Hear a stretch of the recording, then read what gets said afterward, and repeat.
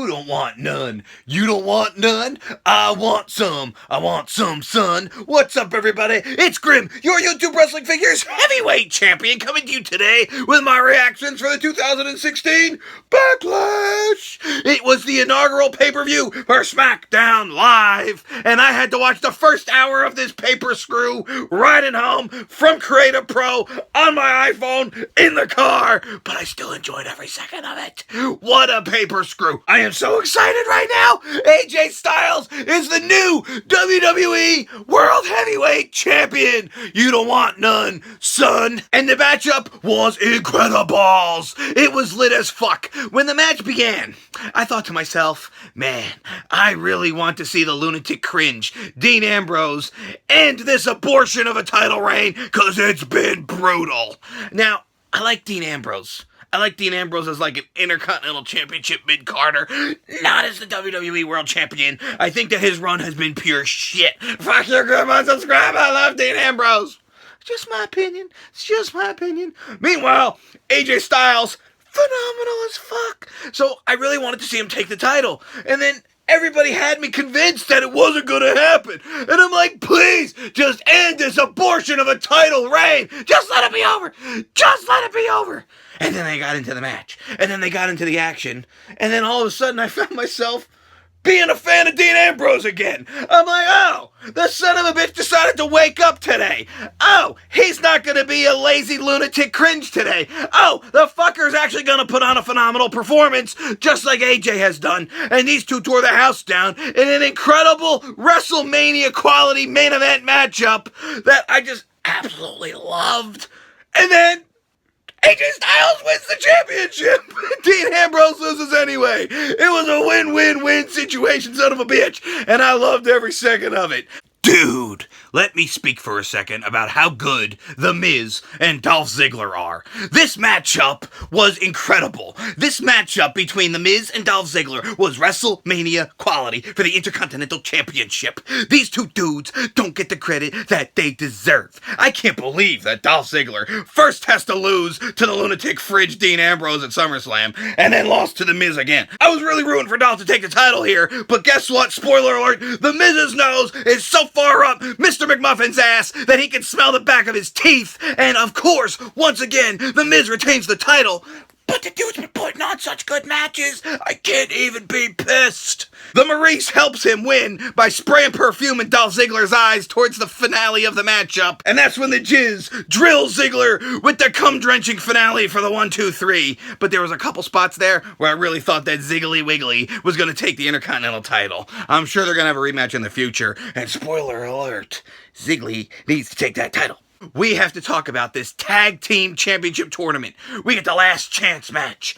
The Usos are gonna go up against the Hype Bros. We got the Battle of the Bros. And there's a sign in the audience that says Us knows, because the son of a bitches have gone bad. They're spoiled. They've turned heel confirmed and people are pissed.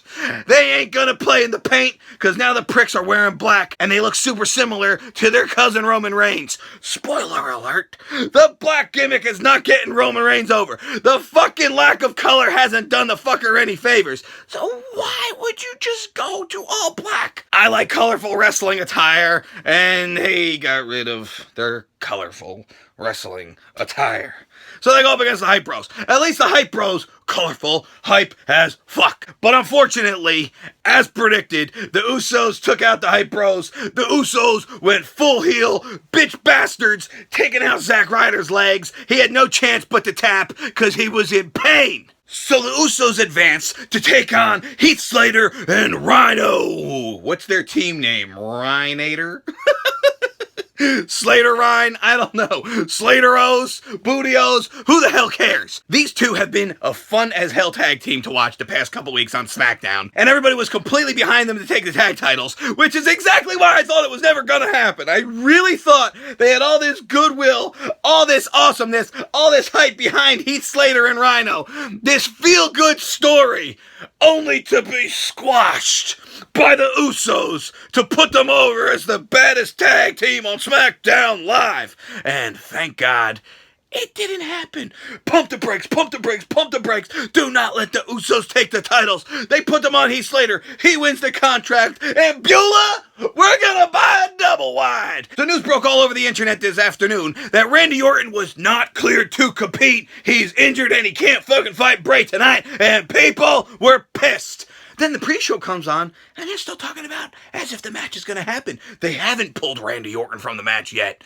Fast forward into the middle of the show, Bray Wyatt is beating up Randy Orton in the hallway. Oh no, that's it. He might be too injured to compete. Oh yeah, that's it. Now, who's Bray going to fight? Nobody! The Eater of Worlds demands a forfeit 10 count to take the win. Finally! Bray Wyatt gets a win on pay-per-view, and he never even fights the dude. Forfeit finish. Fell. And I'm thinking to myself, well, Bray Wyatt has been fighting Kane on the house shows all week. Why don't they just do that instead? And sure as shit they did. All of a sudden the announcer says, oh, now you're going to have a hardcore no DQ match against this man. It's gotta be Kane. And here comes Angry Grandpa. I'm Kane, Shay. I'm old as fuck, Shay. He climbs into the ring to go against Bray. And I'm like, awesome.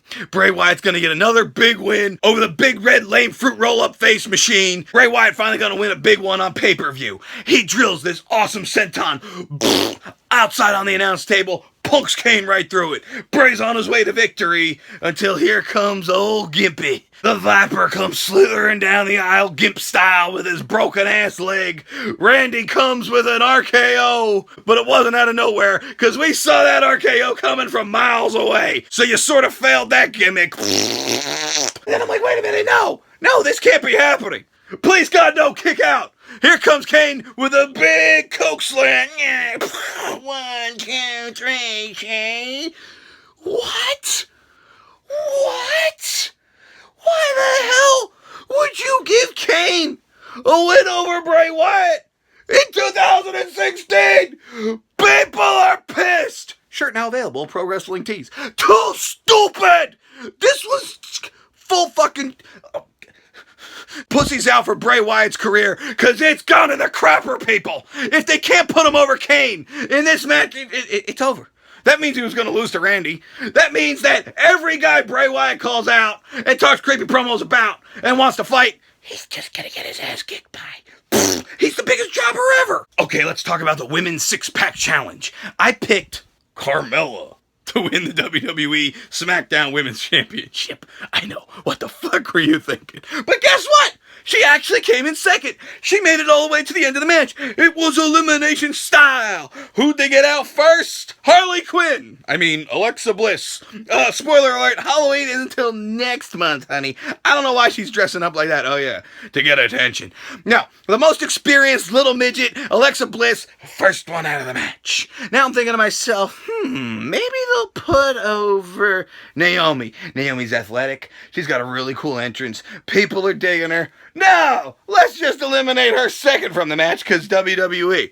And then the big battle breasts of Nikki Bella eliminate Natalya. And then Carmella rolls up Nikki Bella. 1, 2, 3. So now I'm thinking to myself, how dumb is this? You have this huge feud between Nikki Bella and Carmella, which, I thought one of them should have taken the friggin' championship so you can have a feud for the championship.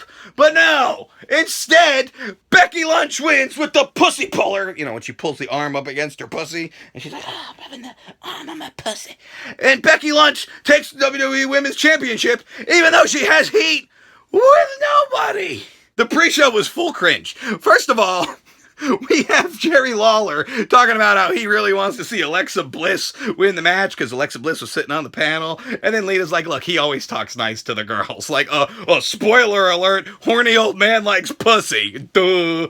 Then we have Baron Foreskin backstage with Apollo Nudes. And he's talking about how Apollo Nudes is a nobody and he's going to drop them. Spoiler alert, Baron Foreskin's going to drop the nudes. Then Daniel Bryan's like, well, I have an idea. Let's have a match. You think? Maybe we should have more than 6 matches on the card, but they put it on the pre-show anyway. So Baron Foreskin beats Apollo Pubes. They have given up on Apollo Pubes push confirmed. I guess they just completely gave up on Apollo Crews. He'll probably be jobbing to Kurt Hawkins in 3 or 4 weeks. So let me know what you thought of the show in the comments below, and I thank you for watching my review of Fatlash. Please like this video, leave a comment, and subscribe for more Grim Out. Oh, and hey, check out this awesome match that we did on my wrestling